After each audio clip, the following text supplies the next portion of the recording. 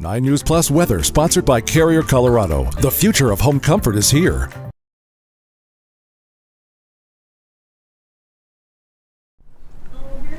Hey, happy Thursday. Thanks so much for joining us here on 9 News Plus. I'm 9 News meteorologist Chris Bianchi with a detailed look at your Colorado weather forecast. And for today, we've got, once again, mostly dry conditions for us here in the metro area, but you head just east, especially DIA on east, and that's where we could see some pretty strong storms early to mid-afternoon. Highest risk for severe weather will be for our friends in southeastern Colorado, especially south of Highway 50, but it does look like we got that chance for some pretty strong storms, especially you head kind of east of Lyman. So Lyman, Fort Morgan line on east, that's where we have that highest risk for severe storms. And I'll show you this in detail in just a second. Meantime, outside here, it is a midsummer day, and it finally actually feels like, oh, you know, the middle of summer right now after our very, very cool start to our summer season. We are still at our coolest start to a summer since 1995 here in Denver officially. I probably don't have to tell you, it has been extremely cool and extremely wet. One benefit, though, as you look out here from Lookout Mountain, notice all that green, and that is an unusual sight for us in the middle of July. This would be a snapshot. You were just asking me what time of year this was. Normally, this would be something you'd see in early to mid-June, middle of July. It's normally turning a bit browner than what you're looking at here. So certainly still seeing and feeling some of the benefits from our exceptionally wet and cool spring, and it's still visible out on some of those cameras. Now, today, one more hot one for us here along the Front Range. It does cool on down significantly for tomorrow, and strong storms off to our east for today and tonight.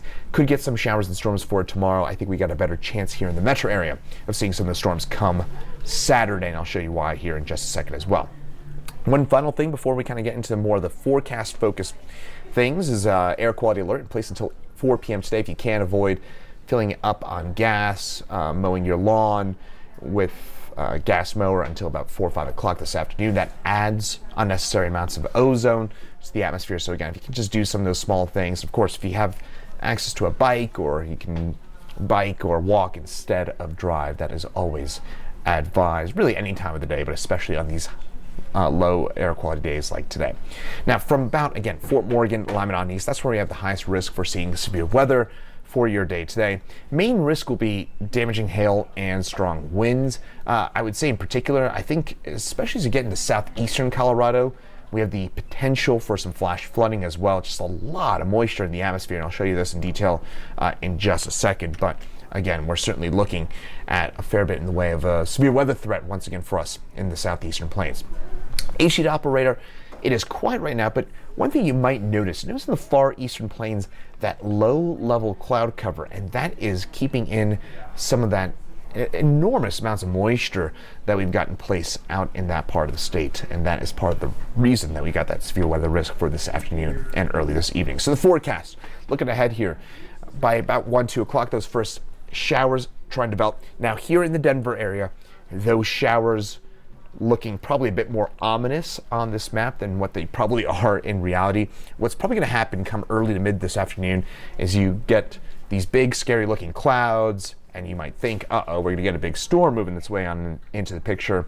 And what will probably end up happening is we get a brief little burst of gusty winds, a few raindrops in the windshield, and that's pretty much all she wrote with any of those clouds and showers early to mid-afternoon. But you get further east, and that's where those big bad storms really could take place. Now, it'll depend on exactly where our dry line sets up. I'll explain that here in just a second, but the potential is there for some really strong storms. And on the eastern plains from about Fort Morgan, La Junta on east, maybe Ordway on east, that's where, again, I think we're looking at the potential for some windshield busting kind of hail out there, maybe 2-inch plus kind of hail out in that part of the state. I would anticipate some severe thunderstorm watches, maybe even a tornado watch in the southeastern plains for this afternoon. But again, the main risk to you will be large hail and damaging winds. Now here in the metro area, again, 3, 4 o'clock, this probably looks on this future radar a lot worse than what we'll end up seeing.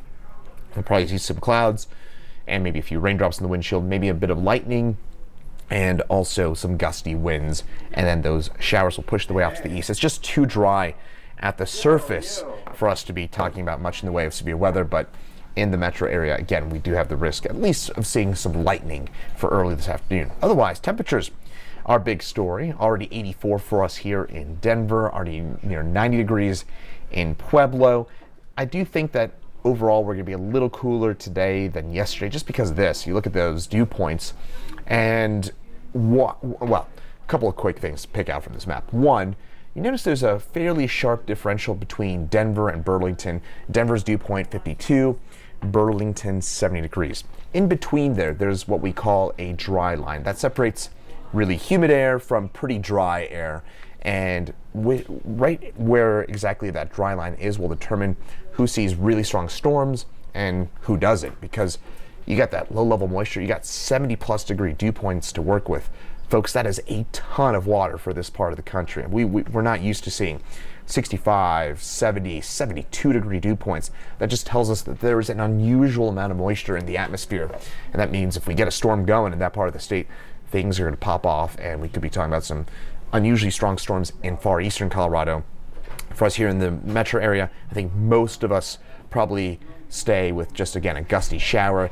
That is pretty much it. But again, Lyman, Fort Morgan, where you see those 65, 66, 68, 70 degree dew points, that spells trouble to me, especially for our friends out in Prowers, Baca counties. That's where, again, we're looking at that potential for some big time hail and damaging winds. Now for today here in Denver, 91 degrees. Again, storms stay east. We got the chance for some big scary looking clouds, a few raindrops in the windshield. That's pretty much it for us here in the metro area. But again, further east, as I've mentioned ad nauseum at this point, that's where you got the risk for some of those strongest storms. For tonight, drops back into the upper 50s for us. By the way, one thing to notice, those sunsets now just before 8:30. We've lost about 4 minutes of daylight since the summer solstice. I know. And of course, we continue to tumble on down with that daylight until the winter solstice in late December.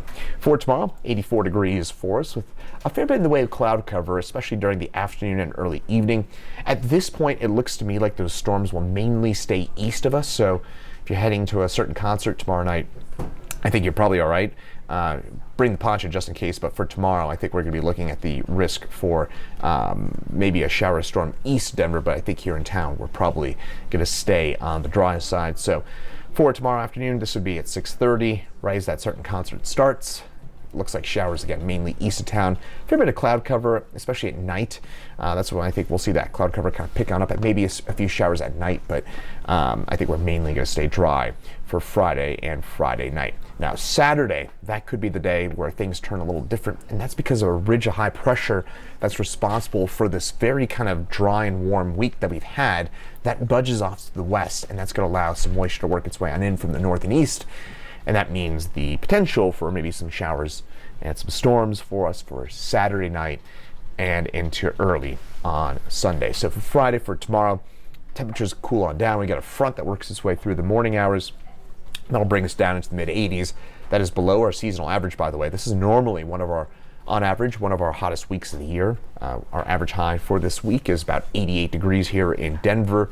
If you look at the 30-year average, it's about 90 degrees in terms of our average high for this week. So usually we're at upper 80s to about 90 degrees, but we'll be in the low to mid 80s for both Friday and Saturday. It's about 5 to 10 degrees below our seasonal averages. And then as we look ahead to Sunday and Monday and Tuesday, we go right back to the dog days of summer with some isolated storms. By the way, Tuesday, Wednesday, Thursday, what's going to be interesting, you see those lightning bolts, that will be our first taste of monsoonal moisture so far this summer season. At least for us here along the Front Range, we've seen a few monsoonal showers and storms into the San Juans, but it's been slow going with the monsoon so far, and that means that the mountains have been a bit drier than usual over the last 30 days. But Denver area, we could see some monsoonal showers and storms early to mid next week.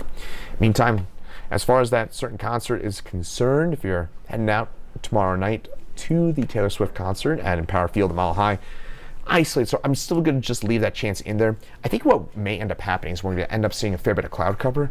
And by the way here, folks, that means if you're going to the concert, to me, that spells good news.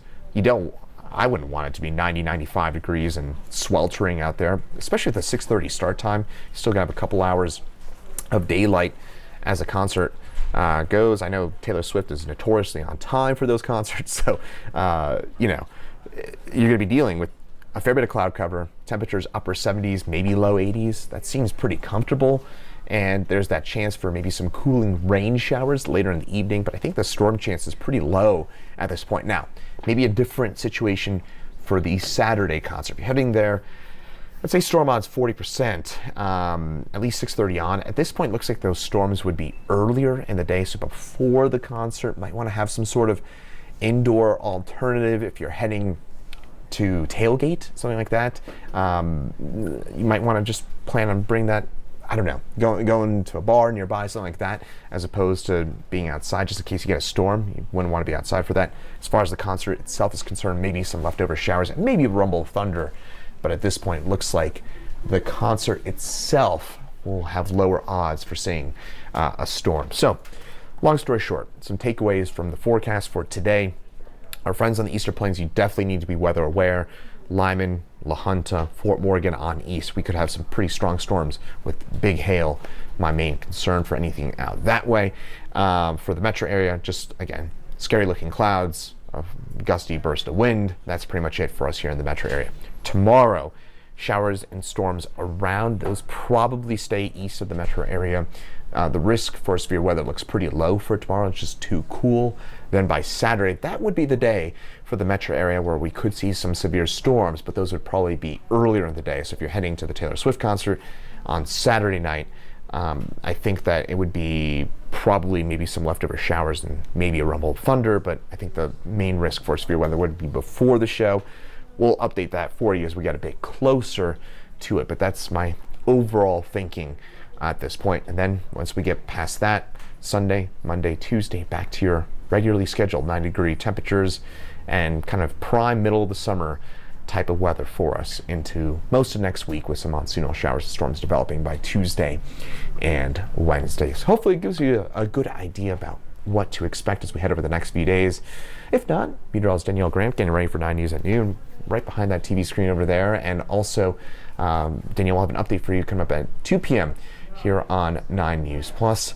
And then coming up at 4 and 5, we'll have Chief Meteorologist Kathy Sabin. And then at 6, 9, and 10 tonight, we'll have Meteorologist Lauren Robinson tracking all those showers and storms out on the Eastern Plains. So again, we've got a full team of meteorologists tracking all this for you right here on 9 News and on 9 News Plus. Once again, I'm meteorologist Chris Bianchi. Thanks for joining us here on 9 News Plus. Have a great rest of your Thursday.